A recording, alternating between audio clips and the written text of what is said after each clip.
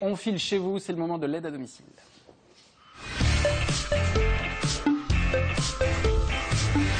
Et aujourd'hui, on va conseiller Sylvie. Elle souhaite revendre sa voiture à un particulier, mais elle est prudente, elle craint les mauvais acheteurs. Alors, comment les débusquer? Comment se protéger avant, pendant et après la vente du véhicule? Pour lui répondre, Sybille Véron s'est rendue chez elle. Alors, Gérard, tu vas le lire parce que ça, c'est ta spécialité. Est-ce que tu arrives à lire là-bas? D'ici, non. Il faut que j'attende que ça prenne un peu de Morcheviller. Morcheviller, le bas. Le bas, c'est près de Mulhouse, Voilà. on y va.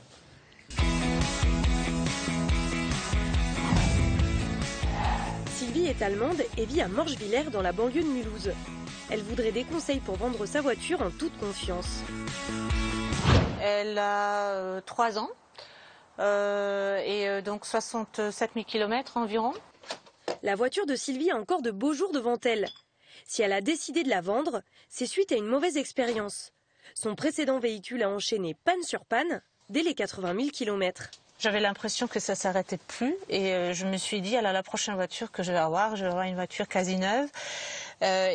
Au bout d'un certain kilométrage, moi je le vendrai, comme ça je suis tranquille. Elle espère obtenir 13 à 14 000 euros de la vente de cette voiture. Une somme suffisamment importante pour éviter les petites arnaques. Même si elle a déjà revendu 3 voitures à des particuliers, elle se méfie des faux acheteurs. Vous le sentez aussi des fois, les personnes, si vous posez des questions, s'ils veulent s'assurer de leur côté aussi, c'est plutôt un bon signe. Les personnes qui sont trop vite d'accord, des fois c'est un peu, ça marche pas trop.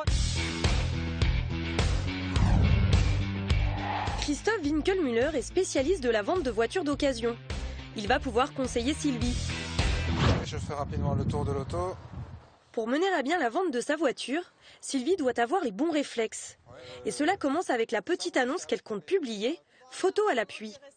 Lorsque vous prenez des photos pour passer votre voiture en annonce, il faut absolument flouter la plaque d'immatriculation. Sinon, une personne mal intentionnée qui aurait la même Golf noire que vous pourrait faire des fausses plaques avec les mêmes numéros et dans ce cas-là, pourrait faire des excès de vitesse et c'est vous qui auriez les PV. Le rendez-vous de la vente doit être donné non pas à son domicile, mais dans un lieu public animé. Rendez-vous auquel il faut se rendre accompagné. Il faut également vérifier l'identité du potentiel acheteur et son permis de conduire. À partir de là, l'essai de la voiture peut commencer. Lors de l'essai, vous devez absolument être dans le véhicule avec la personne qui essaye la voiture. Ne surtout pas la laisser aller seule, sinon vous n'êtes pas couvert par votre assurance. Une fois la vente conclue, il est indispensable d'indiquer plusieurs informations sur la carte grise. Barrer la carte grise, marquer vendu le, la date et surtout l'heure de la vente. Donc à partir de cette date-là, il n'y aura plus qu'un mois pour faire les démarches et faire sa nouvelle carte grise et vous devrez signer ici. Ces indications déchargent le vendeur de toute responsabilité, notamment en cas de PV ou d'accident qui pourrait avoir lieu juste après la transaction. Pour le paiement, évitez les chèques et les virements. Il faut absolument privilégier le chèque de banque. C'est le seul moyen de sécuriser à 100% la transaction.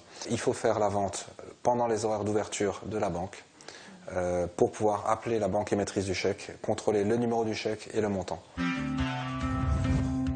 En résumé, pensez à masquer votre plaque d'immatriculation quand vous publiez une annonce. Lors de l'essai, restez dans la voiture pour être couvert par votre assurance.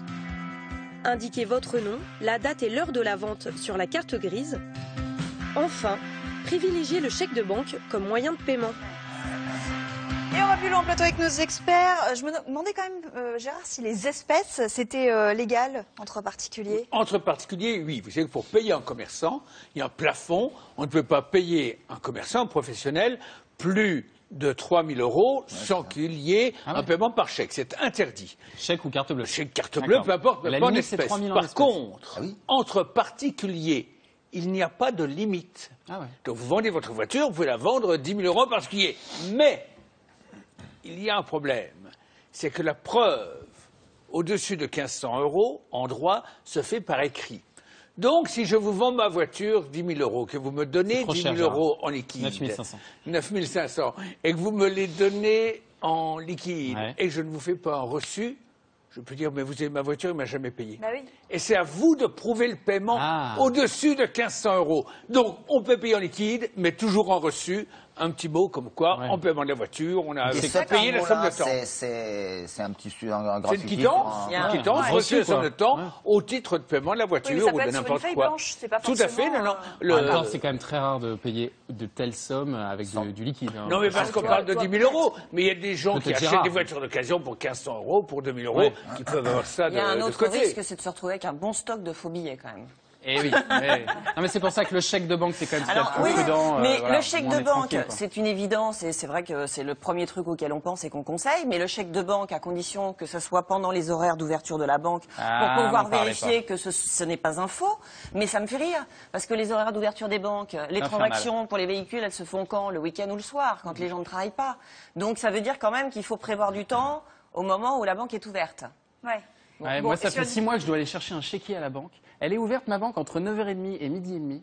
Et entre 14h30 et 18h. Pourquoi tu vas pas sur le coup de midi? C'est bien. Oui, c'est ça. C'est infernal. C'est même. Et le samedi matin. Pas toujours. Mais ça, tu veux pas te lever. Ça ferme à 12h30. Ça ferme à 12h30. T'es encore sous ta couette à 12h30. Ah oui, bien sûr. Fabien Sur y arrive à choper les horaires d'ouverture des banques. C'est bien le chèque de banque comme ça? Le problème, c'est que généralement, on se contente de téléphoner à la banque. Et de lui dire, c'est vrai, j'ai tel chèque de numéro, etc. Est-ce qu'il est bon? Est-ce qu'il a bien été émis par la banque à tel porteur, etc. Mais d'abord, les banques par téléphone ne répondent pas toutes, parce que qui êtes-vous? Mais qui me prouve que vous êtes... C'est le secret bancaire. Qu'est-ce que ça veut dire? Elles ne répondent pas toutes, sauf si on connaît vraiment très bien son banquier. Deuxièmement, l'autre problème, le vrai problème... parce que, ça, on peut le demander à n'importe quelle banque, pas forcément la banque dans laquelle a été émis le chèque. Non, mais le coup, c'est de dire, voilà, je suis avec monsieur untel, il m'a fait un chèque, votre client, vous le connaissez, il m'a fait un chèque, c'est vrai ou pas? Je vous le passe si vous voulez. Au bout du fil, etc. Mais qui le prouve? Mais vous êtes... Qu'est-ce que c'est que cette histoire? Il y en a qui ne veulent pas répondre. Vous passez en agence. C'est ce qu'il faut faire. Mais le pire, dans ce cas de coup de téléphone, c'est que les voyous progressent. Ils font aujourd'hui des faux chèques de banque. Oh là là. Avec, du coup, des faux numéros d'agence bancaire. C'est un copain qui décroche. Oui, bonjour. Téléphonez-lui. Mais ouais, il n'y a pas de problème. Bien sûr, on vient de le faire. Oui. 15 000 €, bien sûr, prenez le chèque. Mais bien sûr, il y en a de plus en plus. Il y en a de plus en plus, réellement, ils le constatent. Donc ce qu'il faut faire, c'est vraiment se déplacer dans l'agence bancaire. Et si l'agence, elle est située à 200 km et que c'est pas possible tout ça, il ne faut pas acheter le véhicule. D'ailleurs, les professionnels qui vendent des occasions ne s'y sont pas trompés, parce qu'aujourd'hui, quand on achète une voiture d'occasion à un professionnel, c'est pas un chèque de banque qui demande. On fait les papiers et on revient chercher le véhicule quand il y a eu un virement. Quand le virement est accepté, validé, sinon on part pas avec. Et on ne peut pas faire ça entre particuliers. Alors, c'est dire, autant pour un professionnel, c'est sans danger. Un professionnel, il est installé, on sait où le retrouver. Un particulier, lui faire un virement avant d'avoir la voiture, là, c'est l'acquéreur qui prend un risque.